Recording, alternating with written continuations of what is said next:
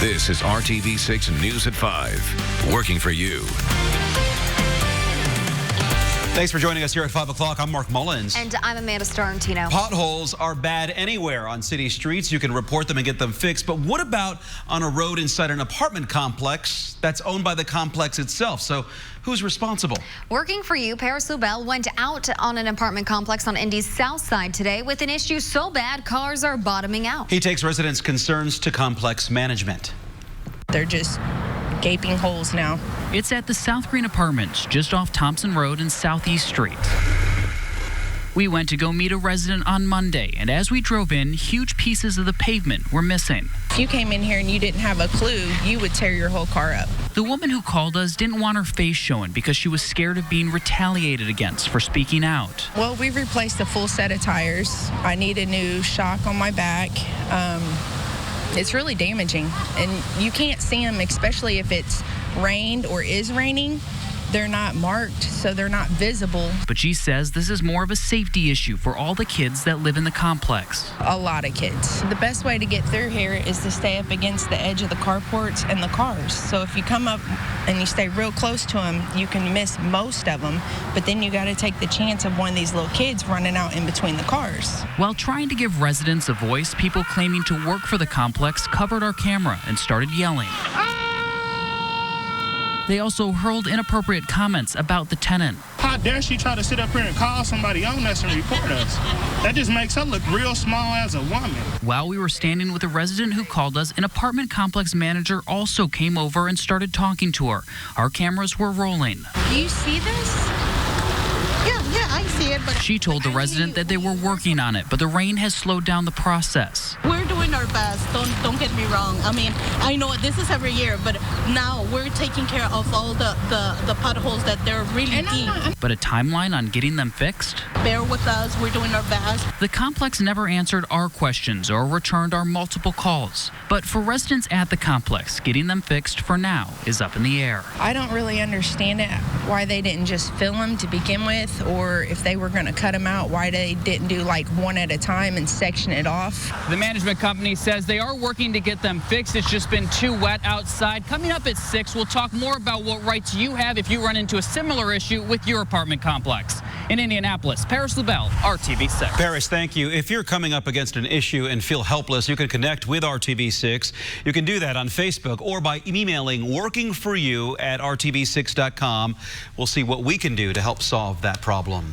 Keeping families safe at parks is the goal of a new partnership in Hamilton County. The Fishers Police Department is teaming up with the Parks and Recreation Department on an initiative similar to a neighborhood watch program. As RTV6's Nicole Griffin is finding out, it starts with volunteers who already use parks across the city. Jay Idle George runs through parks and Fishers almost every day. We use the parks. We want the parks to be nice. He's part of the Fishers Running Club with 180 members. They use parks all across the city, but now they won't just be running through them. They will be helping keep them safe. We're going to try to spread the word, as you drive by, walk by, run by, just kind of take a peek. If you have the time, walk through. If you see something, say something. That's simple. It's all part of a new city initiative called Park Watch. So we're looking for someone that's in here when the police cars are not in here. That's just an extra set of eyes that can help us report stuff to us. Police Chief Ed Gebhardt says the population of Fishers is nearing 95,000. But on a typical day, there are just 15 to 16 officers out patrolling. He says the officers need the extra set of eyes. So anything out of the ordinary, a vehicle parked at 2 a.m., that's usually not an indicator of a good thing. But residents and community members know their parks, and all we're asking is for their input and their knowledge to help us be a better, effective police force. This is not something that only the volunteers can take part in. The city wants everyone here in Fishers to do their part to keep the park safe. Long term, we'll get some signage out at our parks that kind of lists where you can report things so that everybody can take ownership. Police want volunteers and other community members to report anything suspicious using the Fishers Crime Watch app. It directly alerts officers on duty. Over time, they will collect data to pinpoint where crime is higher at the 26 parks across the city. When it heats up, more people converge on parks, so you have different things. Are they violent in nature? No.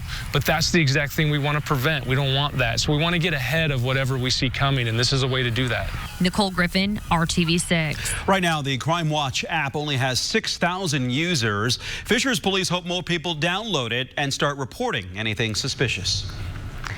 Now we're in the Storm Team 6 Tracking Center with Kevin Gregory. And Kevin, it was a little gloomy this morning, but now it's like a completely different day. If you took a nap from late morning to early afternoon, you went to bed, it was cloudy, you wake up and it's beautiful out there. It's a little windy, all right? If you want to pick at something, it might be the wind that's been gusting over 30 miles per hour. We're at 72 degrees now. Notice in the eastern portion of the state, a little different shade of color there as temperatures are a little bit cooler as you wait for the clouds to clear. Sun comes out and the temperature jumps up, 77 in Terre Haute. Here's the wind out of the northwest, still gusting over 30 miles per hour in Columbus and Terre Haute, 30-mile-per-hour gust in Muncie. The wind will calm down tonight. The clouds that you see out your window now will disappear. These fair weather cumulus clouds out over Putnam County fade away. We'll have a clear and cool night. Temperature 70, still at 7 o'clock, down to 63 at 10. The question is how cool in the morning? I'll show you that, and then two things that will make tomorrow quite different coming up. We'll see you soon, Kevin. Thank you. Prosecutors have filed criminal charges against 3 people in connection with allegations of animal cruelty at Fair Oaks Farms. The popular tourist destination in northwest Indiana has faced criticism since RTV6 broke the story earlier this month about an animal welfare group's undercover video at the facility. Our Kara Kenny joins us now with the latest on what this means for this case. Kara. Mark and Amanda, we've just learned this afternoon that 3 people are now criminally charged. Those charges: beating of a vertebrate animal, a Class A misdemeanor. The charges come in response to the Animal Recovery Mission's June 4th release of undercover video that shows calves being thrown, kicked, and punched. It's so graphic, we are opting to show you only images from that video. The Animal Recovery Mission maintains Fair Oaks Farms employees committed the animal abuse, and when the group reported it, nothing was done. The sheriff's office says they will release the names of the people charged within the next day. The founder of Fair Oaks Farms said previously that he is working with law enforcement to identify the individuals who abused animals on the farm and prosecute them. 4 people have been terminated from the farm, and the founder says they're implementing numerous changes, including hiring an animal welfare expert and installing cameras throughout the farm. Also today, animal rights groups held protests throughout the country against Fair Oaks Farms, as well as Fairlife brand and Coca-Cola, which distributes the milk in grocery stores. Demonstrations took place in Chicago, New York, Atlanta, and Los Angeles, and included a mock dead pile of humans to imitate a pile of dead calves, which was allegedly discovered at Fair Oaks Farms. Fairlife says it has discontinued the use of milk from Fair Oaks Farms, and Coca-Cola is conducting its own independent investigations of all of its dairy suppliers to make sure they uphold animal welfare standards. For the 3 people charged, if convicted, they face up to a year behind bars and a $5,000 fine. More charges could be filed. The sheriff tells me they're still talking to people of interest. Back to you. Well, if you're booking airfare for a summer vacation or fall break, you need to be aware of a new scam. Scammers are creating websites that offer cheap fares, but some of them are fake. So the Better Business Bureau says after you make a credit card payment for your flight, you might get a call from the company asking for your personal information. The scammers steal your credit card number and leave you without a flight. The BBB recommends doing your research on any company or website you book through and always use a credit card. You can also try booking directly through the airline rather than third-party websites. This year, more than 1,000 cases of measles have been reported in the U.S. That is the highest number since 1992. The outbreak is dangerous to many, but especially for one group already fighting for their lives. The fatality rate for measles in a healthy person is about 1 in every 1,000 patients. But for cancer patients, doctors say the infection and complication rate increases dramatically, so the fatality rate is much higher. That's mainly because people receiving cancer treatments like chemotherapy have suppressed the immune system, making it harder for a patient to fight the virus. Since the onset of the measles outbreak, doctors at Franciscan Health's Cancer Center are counseling their patients, recommending immediate family members get the MMR vaccine. While the physicians are not telling patients to restrict their social lives, they are advising they use caution in their day-to-day routines. Oncologists say the measles outbreak is frustrating and has forced them to shift their main focus of curing patients. adding a risk of infection to a potentially curable patient is not something we need to be focused on right now. But unfortunately, that's where our focus is. It is a shame to help patients get rid of their cancer, but then succumb to an illness such as an infection from measles. Locally, Franciscan Health has taken steps to protect patients, restricting visitors who have not been vaccinated against the measles or are not immune to measles.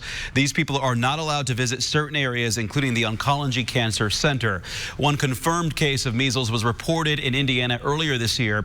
Public health officials say the majority of people who have contracted measles across the country were unvaccinated and are continuing to urge people to check their vaccination status and get the MMR vaccine as soon as they can. Still ahead at 5:30 on RTV6, a business in a bustling part of the city is closing down after nearly a decade. The restaurant line that's losing yet another eatery. Next. But first, it's such a mean scam, it could scare the daylights out of you. What you need to be on alert for, zombie debt, and how to respond when someone strong-arms you. And the trend that we have right now is clearing skies will lead to more sunshine during the day tomorrow. Coolest temperatures will settle in overnight tonight, kind of. I'll explain the rest of the cool pattern to you coming up. Up for only $89. For on time. Another restaurant owned by Scotty's Brewhouse is out of business. Today, a note left on the front door told employees and customers that Three Wise Men Brewing Company was shutting down its tap room and restaurant in Broad Ripple effective immediately. The restaurant has been in business for the last 8.5 years. No reason the closure has been given yet. Now, Three Wise Men is the 8th restaurant in the Scotty's Brewhouse line to close over the past year. The note said that Three Wise Men would continue to operate a tap room in Muncie. And a West Point cadet from Terre Haute is recovering after he was injured in that deadly crash during training last week. Senior cadet Zach Potter is healing and even back at training after the crash late last week. Potter is a punter for the Army football team and a Terre Haute North Vigo graduate. Potter's father says he learned about the crash when his son called him from an ambulance. The crash killed one person when the vehicle the cadets were riding in rolled over. The investigation into the crash continues this morning. A warning about a frightening scheme that is targeting more and more people, threatening debt collection calls that demand money immediately. Consumer reporter John Mattery shows what to do if this happens to you so you don't waste your money. A busy mom almost had her world turned upside down a few weeks ago when she got a call from her local sheriff's department claiming she was about to be sued and possibly arrested. Well, now she wants to warn all of us about what turned out to be a disturbing scam. Jessica picked up her phone the other day to a frightening voicemail message. Hello. I'm a private courier officer for Hamilton County Compliance Department. The so-called officer said Jessica was being sued over a bad debt. I'm a defendant in a civil case being sued, and that they're going to send out papers, legal documents. No later than 9 a.m. Wednesday morning, or we will be out to serve you as scheduled. Jessica was so shaken she didn't want her last name on TV. Who am I being sued by, or for what? The caller told her to pay the debt or sheriff's deputies would come by. They even called her mom. Like my mom, she thought it was real. She started freaking out for me. Think about this. Even if these calls were legitimate, the sheriff's department doesn't have time to drive out to your house over some $20 debt from years ago. These are just threats to scare you. We checked the number that called and found no company connected to it, only complaints about similar threatening calls. These are known as zombie debt collectors who try to scare people into paying old debts that usually are not theirs. The FTC's Fair Debt Collection Practices Act states a debt collector must tell you the name of the original creditor. They must also tell you you have the right to dispute the debt. But Jessica can see how easy it is to panic and send money. It's frightening just to know like you're being sued or you're gonna be served legal documents like that. Yeah. Bottom line, the sheriff will not visit you or arrest you over an old debt. Don't agree to pay anything over the phone so you don't waste your money. I'm John Matteries for RTV6. All right, now we want to bring you a live look from our tower cam on top of the Salesforce Tower in downtown Indy. This is the Falcon box that's on top of a neighboring building, the KeyBank building. Sometimes the Falcons are hanging out and you can catch a glimpse of them. And sometimes they're out and about. They're on the move. Yeah. They've really got the bird's eye view there. So it's pretty cool when you spot them. So I was looking up 1970s, they were endangered in the state. Right. 2013 removed from the list, and there are plenty around. Flourishing, yeah. It's kind of cool to see, like the bald eagle. It's not that unusual anymore to see those. You want me to keep talking about animals? I love it. Keep going. Animals and weather. Let's go to cloud puppets next. As far as the rain, it's off to the east. That's the good news. Rolling through Pennsylvania, eastern Ohio. Bye-bye to the rain temporarily. Comes back late in the day on Wednesday. Right now, it's a northwest wind. Boy, temperatures this morning stuck in the 60s with all that cloud cover, drizzle, even some showers. And now the drier air is starting to move in and the humidity is low. With the low humidity, that allows the temperature to fall off quite a bit. I won't be surprised if tonight into tomorrow morning, some spots drop into the upper 40s. Generally, we're looking at the lower 50s. All right, you know how it works. You send your picture to me, your dog's picture, kevin.gregory@WRTV.com, and I take your dog for a walk. Mark and Amanda, look at Reggie. Oh, look at those eyes. It looks like he just did something. Oh my God. It wasn't me, he's saying. It was somebody else. Somebody else. Thank you, Rachel, for sending in the picture of Reggie. 70 degrees. If you're going for a walk this evening and just headed out, you'll enjoy. Temperatures will be 63 by 11, and the wind will begin to calm down. There's your very cool start, but a cool start will turn into a mild finish. Temperatures almost 30 degrees warmer by tomorrow afternoon. Up and away. By noon, we should be in the low 70s. Lots of sunshine tomorrow. The humidity's low and the wind will be light, making it more enjoyable. As you look at high temperatures, all upper 70s to around 80. The average high now is 81 degrees. We'll miss that just by a little. Just to show you, so often we time out showers and thunderstorms. I roll through our TrueCast tomorrow just to show you we have nothing to follow. We're nice and dry. Wednesday, temperatures in the 70s. Our chance for thunderstorms really increases as we get to Wednesday night. This is 1 o'clock in the afternoon, not much. 7 o'clock, you begin to see some showers, thunderstorms line up. Then overnight Wednesday into Thursday, we're likely to see showers and thunderstorms. They'll leave early Thursday. Temperatures will be quite cool, and it will be windy Thursday. Just 66 for the high. Temperatures bounce back, start to warm up. We'll be to 80 degrees in the low 80s on Sunday with that chance for thunderstorms returning. Not perfect timing. That we'll get back to some thunderstorm potential for the weekend, but we'll see how it plays out. But until then, fairly cool. All right, enjoy it then for what it is. Thanks, Kevin. Hey, let's look ahead to a couple of items. Tonight, the Toronto Raptors could make history, picking up their first NBA championship. They go into Game 5 tonight with a 3-1 series lead over the Golden State Warriors. You can watch tonight's game right here on RTV6. Tip-off is set for 9 o'clock. And with Game 5 tonight here on RTV6, a big programming change for all of you Bachelorette fans. The new episode will not air until tomorrow night, Tuesday at 8 p.m. That's when fans will have to wait and see what Hannah B does with the dueling Lukes in the house. The schedule change is just temporary because of the game. Bachelor Nation will return to its normal Monday night viewing parties next week. Still ahead here on the news at 5, a jury struggles to come to a decision in the rape trial of a former NFL star. Court TV is next on RTV6. At Ross, yes for less. You're watching the news at 5 on RTV6. Court TV is once again bringing you nonstop coverage of some of the most compelling court cases around the country. RTV6's parent company, Scripps, now owns the network. And tonight, major developments in the trial against former NFL tight end Kellen Winslow II, who is accused of rape. We now go to Court TV's Julie Grant. Hello to you. I'm Julie Grant with Court TV, and we are on day number 5 of a verdict watch. It could come at any moment, and we've got our cameras in the courtroom in San Diego, where former NFL star Kellen Winslow II is being accused of 12 different sex crimes. 3 of them are forcible rapes. He's also being accused of kidnapping and other lewd conduct. This is by 5 different Jane Doe accusers. The prosecution has said that these women do not know each other. They've said the only commonality is the defendant, Winslow.